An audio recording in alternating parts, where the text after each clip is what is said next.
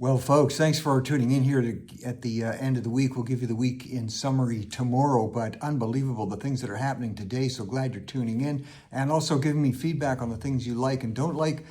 Between myself and our team, we're trying to do the research for you on behind the scene items to save you hours and hours of doom scrolling in terms of what's happening every day. So take a look at really one of the most, I would say, historic events that's happened in decades, and that is the fact that the Iran regime, the Ayatollah, the extreme Islamists, may actually be creaking and cracking at the seams. Thousands and thousands, especially of young people, risking their lives to demonstrate on the streets of Iran.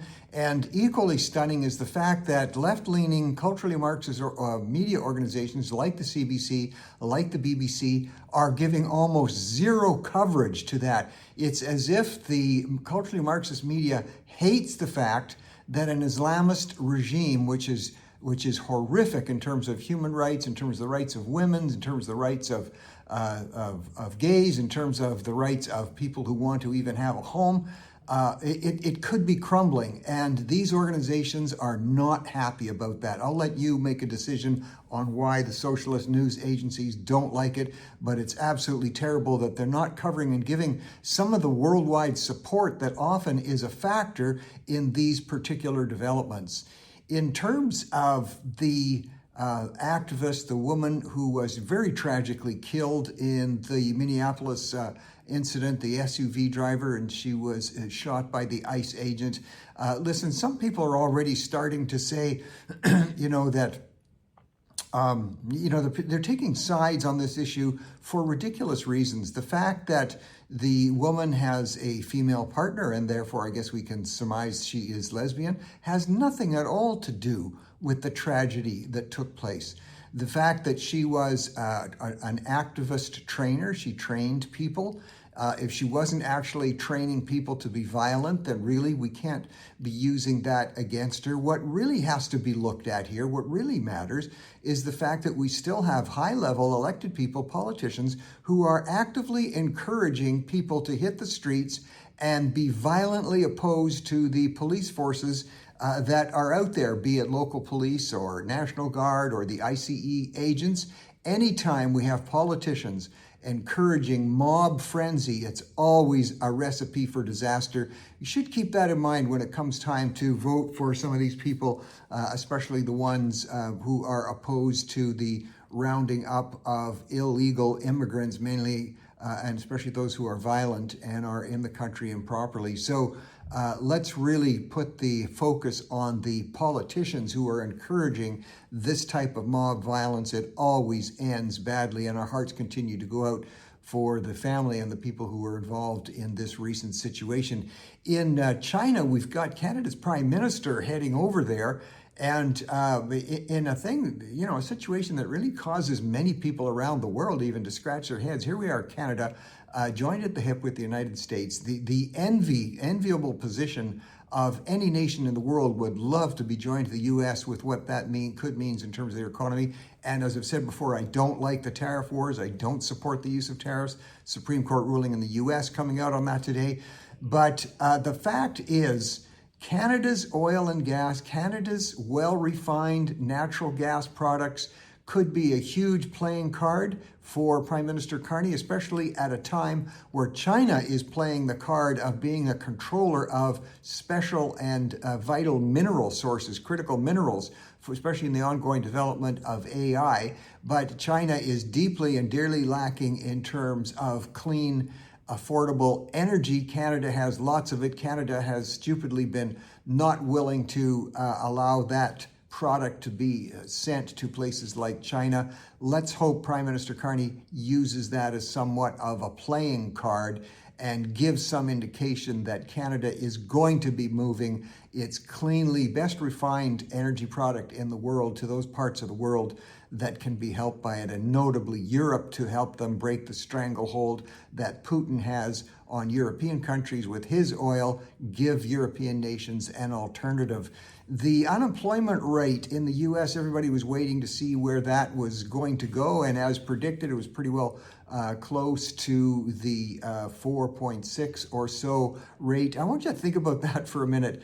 We always seem to think, 4.6%, 5%, and everybody gasps and shudders that these are such high levels of unemployment. That means that about 96% of your employable workforce is actually working. That is a staggering statistic. We'll see where that goes, but unemployment seems to be doing there. The rate seems to be staying healthy. Interest cut probably not going to happen in January on the Fed in the US, which affects, of course, rates even in Canada. But cautiously, we're saying look for an interest rate cut maybe in May, just to keep this ongoing uptick in the economy, both in the US and hopefully in Canada, moving along. In Japan, very interesting to see, household spending is up in Japan. Household spending is up. Sanai Takachi is the Prime Minister of Japan, a woman, obviously, and she gets very little coverage. And the reason she does get very little coverage is because she is a small c conservative in her philosophical worldview, and mainstream media hates that. It's the same reason they hate and have hated for years the Prime Minister of Italy, and why they learned to hate Brigitte Bardot. They loved her at one point, but as you can see in her funeral 2 days ago, not a whole lot of coverage because she started turning more conservative in her views.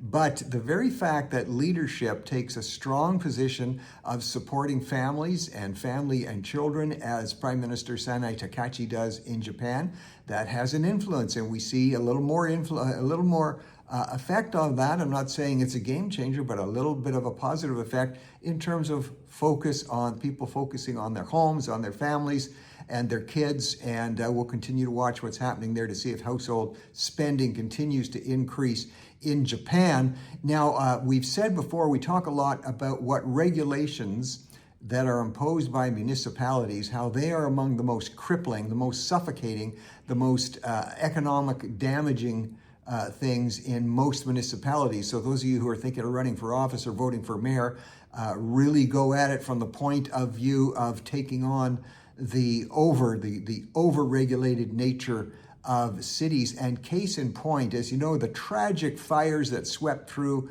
LA County and LA last year, very tragic. 13,000 homes were destroyed. 13,000 homes burned to the ground. And now, a year later, do you know how many have been rebuilt that they can actually take a media truck and go and take films of it? One house has been rebuilt in Los Angeles. The regulations that keep people from building, from hiring, from getting things built are completely suffocating, not just in Los Angeles, but you need to demand of your elected officials that regulations, which are needed, are common sense and are not continuing to multiply.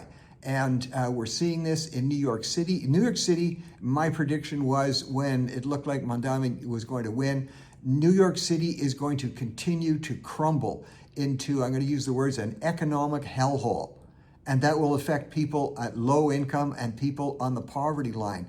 Mandami's assistant now, she is going after the whole issue of owning a home, private property, small business. They are out to crush it, folks. You need to understand these are doctrinaire communists, and I'm not being overly inflammatory in saying that. And unfortunately, we're going to get to see before our very eyes what heavily socialistic principles do, how they ruin the hopes, the dreams of individuals, and how they raise poverty levels and make life worse for people who are poor.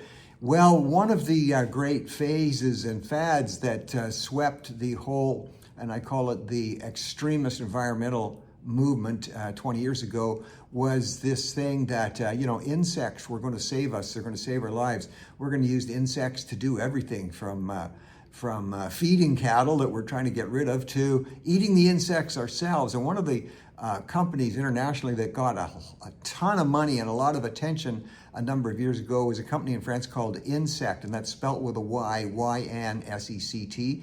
And it's turned out to be a real disaster. More and more money being funneled into massive growing of insects.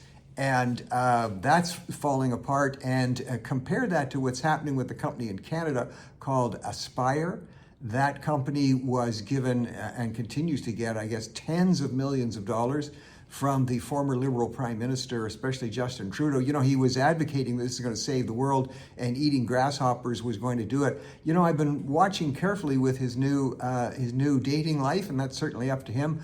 But when he's going around the world attending these rock concerts and going out to restaurants, I don't see a plate full of locusts and beetles in front of him to eat. I don't see him picking that up. And in fact, the company in Canada that are finding that even raising insects for the purpose of feeding cattle, if humans don't want to be gouging down on bugs and beetles, let's feed it to the cattle. It's turning out it's 3 times more expensive to raise insects to feed cattle than it is to raise grain to feed cattle. Media doesn't like to focus on those things, but those of you who at the time kind of shuddered in horror and your common sense said, insects to feed the masses, it ain't going to work, and everybody laughed at you. Turns out you were right. Well, in California, they're really going to fix the problem. The politicians there, under Governor Newsom and also the mayors of some of the cities, they've got a billionaire tax. We're going to go after those nasty, rotten billionaires. They're the ones causing all the problem. Listen, most billionaires got to be billionaires because the companies they started from scratch and they invested with high risk. This is the vast majority of cases. And as in the founding of organizations like Microsoft and others, where the original owners, spent days and weeks and months living in garages and developing their technology, and finally it hit and become widespread, and everybody's buying it up. So billionaires become billionaires because people buy their product and they get shares in their company. They don't have somebody that's writing a check to them at the end of the year saying, here's $1 billion. The shares in their company would be worth over $1 billion. So if they sell all their shares, they could turn that into cash of over $1 billion. And of course, if a successful company all of a sudden sells all its shares, that means the company usually goes down along with thousands and thousands of employees who have good jobs working there. So this attack on billionaires is not going to work. The billionaires are going to leave. They're going to take their innovative products to other states and other places around the world. They're going to hire more people. They're going to provide for incomes for thousands of people to buy their own homes. And California, we're going to see it in New York also. The so-called billionaires are running out of New York. These are the people that provide the jobs. These are the people that provide the taxes that fund the social programs. We're going to see it, and we're going to witness it in real time, the disastrous effects of these socialist policies. In New York, there's an interesting situation now with President Maduro, the narcotic funding, terrorist funding, nation-destroying president of Venezuela. The judge in the case has been assigned. It's Judge Hellerstein. He's 92 years old, and that's raising some real concerns. This is going to be a very tough trial. It's going to be long and drawn out. There's going to be huge issues discussed. This judge is 92 years old. He'll be 94 when the case is still winding on. It's already noted that in a previous case, an investment case, where he presided over, and this was just last year, he fell asleep a number of times while lawyers were making their case, and lawyers on both sides didn't know what to do. The judge should recuse himself. He's allowed to do that. The fact that the type of age requirements that were put in place in the U.S. anyway, 150 or so years ago, were based on very shortened lifespans, and now we're living much longer. So let's hope pressure gets put on that judge and he does the common sense thing and the right thing to accuse himself. Hey, nothing against old folks. I'm getting to be one of them. But you know what? As we say, we're not, we might be as good as we once were from time to time, but not in the long term. So let's hope things change up there. Watch what's happening with a McDonald's restaurant in that beautiful state of Minnesota that's been taken over by the leftists and by the extreme Islamists. You remember I reported last week that there was a Hilton hotel that was not allowing ICE agents to stay overnight there, and the people reacted, politicians reacted, but around the country, people were phoning in, canceling their Hilton reservations. They didn't like the thought that that enforcement officers, peace officers, were not being allowed to stay in a hotel, a Hilton hotel. And as you know, that got turned around and the owner apologized. Well, there was a McDonald's also in that beautiful state of Minnesota that had a sign put up there that if you were some kind of enforcement officer or an ICE agent, McDonald's was not going to serve you unless you had certain special papers. And again, people reacted to that. Some of the McDonald's franchises are independently owned. This one was independently owned. It wasn't the policy of the McDonald's chain. In spite of that, the McDonald's folks got a hold of that person and gave them a bit of a shake, and they said, yeah, this is dumb policy, sorry. And so that particular owner switched that policy. When you let the people have a say and when you let them vote with their pocketbooks, you get to find out what the majority of people think. And the majority of people do not support police officers being discriminated against. We also don't support a police state, but people will rise up and speak up. And how do you like, you've heard a lot about the food pyramid has been turned on its head. The things that we used to be told for years and years are the things we should eat. Now out of the Make America Healthy and Make the World Healthy movement coming out of the U.S., that whole pyramid has been shifted. And now the things they used to say eat a lot of are now just at the very tip of the pyramid. And they're saying, don't eat too much of these. The things that used to say to avoid, we should be eating more. You know what? On so many of these things, I'm thinking more and more, our grandmas were right. Our grandmas used to tell us, eat your vegetables. Have a little bit of fruit. Don't go overboard on fruit. We used to hear from them and others, an apple a day would keep the doctor away. Just one. You don't have to go overboard. And grandmas used to not fast fry everything, maybe occasionally, but they were more into boiling and roasting and baking. So you know what? Take a look at all the evidence, look at the various studies, and keep in mind that whenever there's a massive medical message saying everybody must do this now, listen to it, but take a look, and you have to allow for second opinions. So hope you're enjoying the flip of the food pyramid. It's going to make you live longer, apparently. Here's an innovative approach. Now, I don't know if this is going to work or not, but to peace in the Middle East. This is really getting people's attention.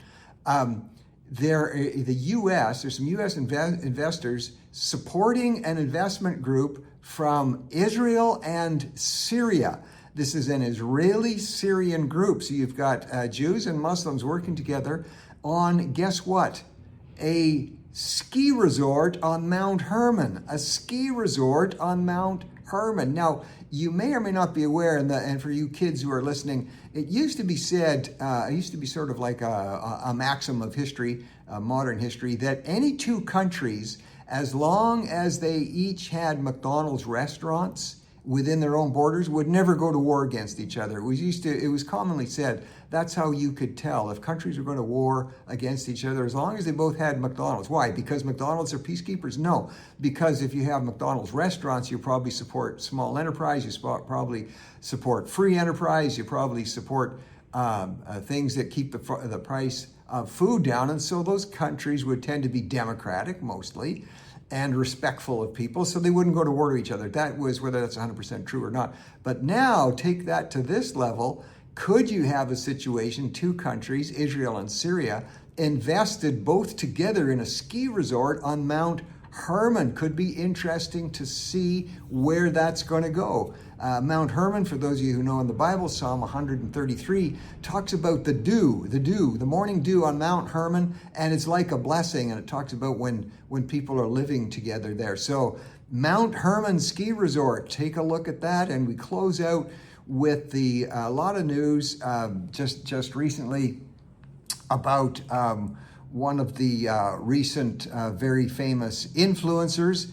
And she has become extremely powerful. Just looking for her name here, I had it written down, and it's right here. She has like 8.8 viewers on TikTok.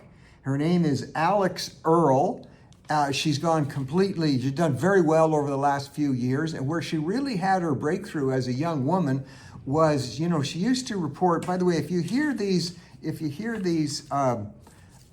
initials for your podcast, it's called GRWM. If you've got a GRWM podcast, that means get ready with me. So many of these podcasters, and some of them do quite well, they basically, millions of people just watch them get up in the morning and start to get busy in the day, whether it's getting their kids ready or going to work. So she was a get ready with me, still as a podcaster. And where she really went viral was when she moved away from all the focus on, layers and layers of makeup on your face as a young woman. And I've always wondered why so many beautiful young women just layer on the makeup, they spray on the mascara, they attach metal everywhere. And frankly, that's their right. I've just never understood it on naturally doing this to naturally beautiful faces.